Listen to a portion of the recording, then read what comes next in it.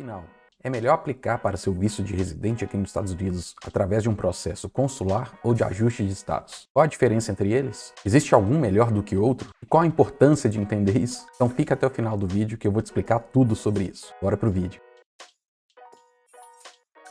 Fala galera, tudo bem? Eu me chamo Bruno, sejam muito bem-vindos ao meu canal e aqui eu falo sobre liberdade, vida nos Estados Unidos e investimentos. Bom, então para começar o vídeo, vamos entender a diferença entre processo consular e ajuste de status. Basicamente, a grande diferença entre eles é o onde você está aplicando esse processo. Se você está fora do território americano, por exemplo, no Brasil, o processo só pode ser feito através de embaixadas ou consulado. Por isso o nome de processo consular. Já o ajuste de status, como o próprio nome diz, ocorre em território americano. Ele é exclusivamente para pessoas que já estão em território americano e com um status válido de não imigrante. E aí que gera uma outra dúvida, né? Qual é a diferença entre status e visto? Que é uma pergunta que eu recebo muito de vocês que ficam vendo meus vídeos. Eu uso muito essas duas expressões. Basicamente, a diferença entre visto e status está relacionada ao contexto legal que uma pessoa estrangeira se encontra ou não em território americano. Então, o visto, ele é o documento emitido por um oficial americano no exterior, permite com que a pessoa entre nos Estados Unidos por um determinado período de tempo. Normalmente, essa entrada está atrelada a um propósito específico, como turismo, estudos, trabalho, etc. Então, por visto, entenda o documento que vai vir carimbado no seu passaporte, que vai te dar a designação específica, por exemplo, os vistos da categoria B2, que é conhecido como visto de turista, os vistos F1, que é da categoria de visto estudante, e vistos da categoria H, que são vistos de trabalho para não residentes. Então, o visto vai ser o que vai te permitir passar pela porta de entrada aqui dos Estados Unidos. Já o status refere-se ao estado legal de uma pessoa estrangeira enquanto ela está já dentro do território americano. Então, por exemplo, a pessoa que entrou no país com visto F1, e ela está em território americano já, ela tem o status de estudante. E esse status de estudante só é garantido enquanto você estiver matriculado na instituição de ensino que te garantiu o visto F1. Então, se por algum motivo você deixa de matricular na escola, mesmo que o seu passaporte esteja com aquele visto válido, dentro de um período válido, seu status de estudante é automaticamente revogado. E o mesmo vale para quem está com visto de turista, por exemplo, mas não está em território nacional. Então ele tem um visto de turista e não tem o status de turista. Então, seguindo, o status ele pode ser alterado, ou seja, não necessariamente ser o mesmo do visto que permitiu com que essa pessoa entrasse no país durante a estadia dessa pessoa por meio de processos legais. E é esse processo que a gente chama de ajuste de status. Então, basicamente, uma pessoa pode entrar aqui nos Estados Unidos com visto de turista e pensar, eu resolvi estudar aqui nos Estados Unidos. Então, embora o visto dela, que permitiu ela entrar no país, seja de turista, ela pode solicitar a imigração, um processo de ajuste de status, que vai mudar o status dela de turista para imigrante. E o mesmo é feito para vistos de não residente, como visto de turista estudante, para vistos de residente, como vistos baseados em família, como casamento e tudo mais, ou baseados em trabalho, que são os vistos EB2, EB3 e tantos outros, ou seja, vistos que vão te levar ao Green Card. Então, quais as diferenças de quem protocola, por exemplo, um visto de residente no Brasil, através de um processo consular, ou já em território americano, através de um processo de ajuste de status? A principal diferença, e eu acho que é o motivo que muitos fazem isso, é que através do ajuste de status você pode aguardar com que seu processo seja avaliado em território americano. Então, enquanto a imigração está avaliando o seu processo, o seu status atual, seja ele turista, estudante ou qualquer outro, ele fica congelado até que esse resultado saia. Então, o que isso quer dizer? Um visto de turista, ele dura em média 6 meses. Ele pode ser renovado por mais 6 meses, mas o período de duração dele é de 6 meses. Se o aplicante, depois de um tempo turistando, resolve morar nos Estados Unidos, ele muda de ideia, né? E esse processo está durando claramente mais do que 6 meses, como muitos de vocês já devem saber. Então vamos dizer que no 5º mês, esse turista resolva aplicar. Ou seja, ele teria mais 1 mês só de permanência nos Estados Unidos. Mas, assim que ele enviou o documento para a imigração e eles reconhecem o documento, o status desse turista fica congelado como turista até que a imigração tome uma decisão sobre esse processo. Em caso de aprovação, o status de turista ele muda para um status permanente de um residente, portador de Green Card, e caso de negativo, o aplicante deve sair de território nacional, caso o status dela já esteja vencido. Claro que ela vai ter uns dias para se organizar e decidir se ela vai reprotocolar, se ela vai fazer um apelo e tudo mais. Mas, em geral, a regra é essa. Outra grande diferença em pessoas que protocolam o processo pelo ajuste de status em relação a quem protocola do Brasil, por exemplo, é que a pessoa que está esperando o processo aqui em território nacional, ela pode solicitar junto ao processo que ela envia permissões temporárias de trabalho e de viagem. Antigamente isso era conhecido como Combo Card. Permitem que ele viva normalmente aqui nos Estados Unidos até que seu caso seja concluído. Em geral, essas permissões vinham demorando bastante a serem aprovadas e chegar à mão do imigrante, principalmente a permissão de viagem, e até mesmo o Green Card chega antes dessas permissões. Mas como no momento a fila da imigração está muito grande, a permissão de trabalho especificamente ela tem chegado mais rápido, mas ainda assim pode levar alguns bons meses para chegar. Mas sim,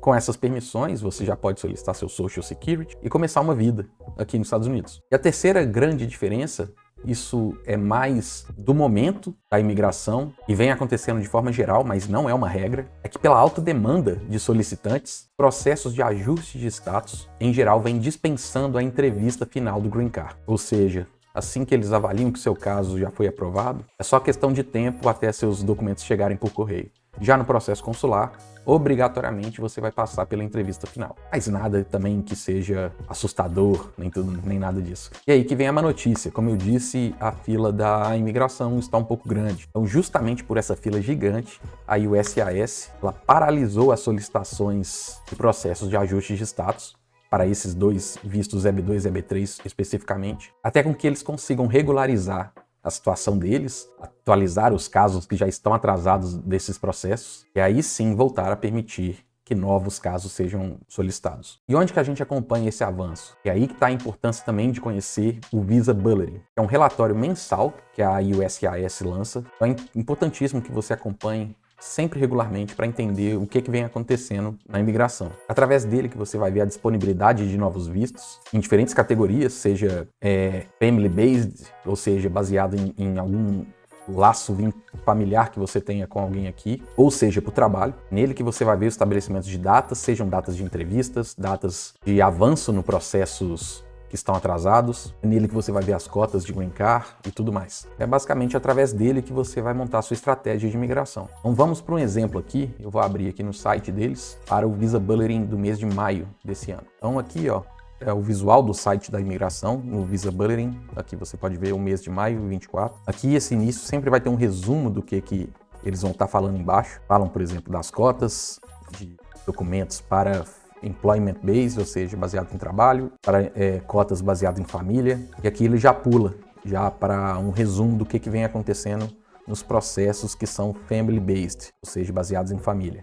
Ele explica o que são as categorias que eles vão colocar aqui embaixo. Não mistura esse F1 aqui com visto estudante, não tem nada a ver. Eles explicam aqui que o F1, por exemplo, é filhos que não são casados e filhas que não são casados de um cidadão americano, e por aí vai. Depois vocês entram aqui e dão uma lidinha com calma. Mas vamos para o que a gente está falando no vídeo. Se continuar descendo, a gente chega nos que são Employment Based. E aqui eles vão falando, né? A primeira categoria seria a B1, a segunda categoria seria a B2, terceira categoria é a B3, quarta é o EB4, é uma área especial de imigrantes, não é para a grande maioria de nós, não se encaixa nessa categoria. E a quinta é mais voltada a investidores. Então, focando aqui, dá para ver, por exemplo, o Final Action Date. O que isso quer dizer? Significa que quem está... Então, vamos aqui num exemplo aqui do EB2. Por exemplo, aqui o Final Action Date está para janeiro de 2023. O que isso quer dizer? Quer dizer que eles estão finalizando casos, ou seja, a ação final sobre o processo de todo mundo que protocolou um processo de visto EB2 de 15 de janeiro de 23 para trás, ou seja, todos os casos em janeiro do ano passado para trás, que ainda estão em pendentes, eles estão afirmando que existem cotas de Green Card para essas pessoas, caso do EB3. Já no caso do EB2, 22 de novembro de 2022, todo mundo que protocolou dessa data para trás, eles estão resolvendo as pendências, mas que há cotas para até essa data de protocolo. E aqui as datas para envio de aplicações Employment Based. E aí, mais uma vez, falando da B2, aqui já está fevereiro de 23. O que isso quer dizer? É justamente aquilo que eu falei para vocês sobre quem faz o pedido, por exemplo, de ajuste de status. Então, como a data aqui está 15 de fevereiro de 23, quer dizer que eles estão pegando processos de ajuste de status somente de solicitantes que fizeram a solicitação até 15 de fevereiro de 2023. Quem está tentando fazer processos de ajuste de status dessa data para frente, eles ainda não estão aceitando. Então, eles vão resolver todas essas pendências e aí sim eles vão avançar o processo deles até que no Visa Bulletin você veja essa letra C, como está aqui no caso do EB1. Que é current, ou seja, que está já atualizado para os dias de hoje. Quando tiver essa letra C, quer dizer que todo mundo já pode pegar e aplicar o processo. E para quem está no Brasil, o que isso aqui quer dizer? Não muita coisa. Também quer dizer que o seu processo não vai ser visto pela imigração até que a data do que você protocolou e que eles reconheceram o seu pedido esteja aqui dentro dessa data de dates for filing. Mas só que você pode enviar o seu processo e ele vai ficar em hold lá até que a situação deles seja regularizada. Bem, a boa notícia é que eles vêm avançando e muito. Eles até soltaram uma nota há uns meses atrás falando que eles estão com esse compromisso de acelerar o máximo do processo o possível para que as cotas de Green Card desse ano sejam atendidas e esgotadas nesse ano. Então eles vêm avançando bem. Quem acompanha o Visa Bulletin consegue ver que, em relação, por exemplo, ao que aconteceu no ano passado, ficou parado muito tempo. E finalmente, do final do ano passado para o início desse ano, começou a avançar bastante. E além disso, todo ano, novas cotas de Green Card são emitidas. Cada virada de ano fiscal do governo americano, novas cotas são emitidas e as cotas que não são utilizadas no ano fiscal anterior, elas são carregadas e acumulam para o ano seguinte. Bem, então concluindo, o processo, seja através de um processo consular ou ajuste de status, eles são basicamente o mesmo.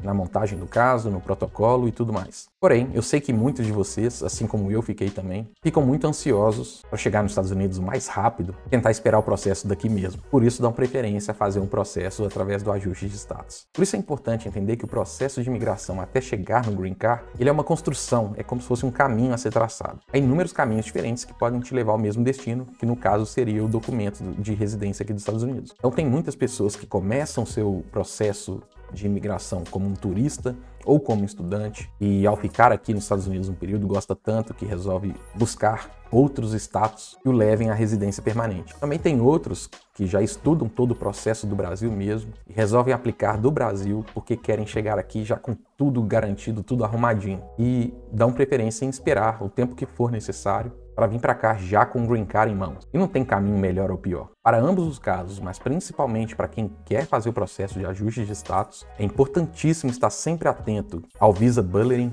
e as notícias que a imigração sempre solta para evitar uma das piores coisas que o imigrante pode fazer enquanto ele está num processo de construção do seu caminho para um Green Card, que é ficar fora de status. Isso não sou eu que estou falando, a grande maioria dos advogados imigratórios falam, e na maior parte dos casos, a situação de quem fica sem status aqui é insolucionável. Bem, galera, então é isso, esse foi o vídeo de hoje. Espero que eu tenha conseguido passar as informações da forma mais clara possível. E como sempre, se gostou do vídeo, não se esqueça de deixar o like, é muito importante pra gente, produtor de conteúdo. O algoritmo ele vai entender que é um conteúdo relevante e vai divulgar para outras pessoas. Não se esqueça de se inscrever no canal e não se esqueça de ativar o sininho para receber notificações toda vez que um vídeo novo sai. Muito obrigado e até mais.